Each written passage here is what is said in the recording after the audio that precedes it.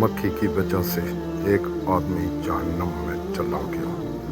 رسول اللہ صلی اللہ علیہ وآلہ وسلم نے فرمایا، ایک آدمی صرف مکھی کی وجہ سے جنت میں چلا گیا اور دوسرا جہنم میں۔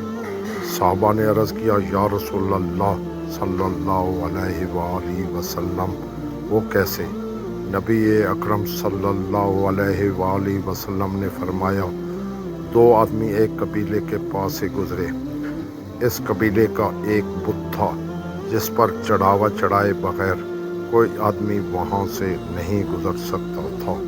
چنانچہ ان میں سے ایک شخص سے کہا گیا کہ اس بت پر چڑھاوا چڑھاؤ۔ اس نے کہا، میرے پاس ایسی کوئی چیز نہیں۔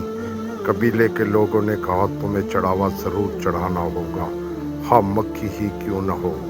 مسافر نے مکھی پکڑی اور بت کی نظر کر دی۔ لوگوں نے اسے جانے دیا، چنانچہ وہ اس چڑھاوے کی وجہ سے جہنم میں چلا گیا۔ قبیلے کے لوگوں نے دوسرے آدمی سے کہا کہ تم بھی کوئی چیز بت کی نظر کرو۔ اس نے کہا، میں اللہ تعالیٰ عز و جل کے علاوہ کسی دوسرے کو چڑھاوا نہیں چڑھاؤں گا۔ لوگوں نے اسے قتل کر دیا اور وہ جنت میں چلا گیا۔ ابن ابی شیبہ۔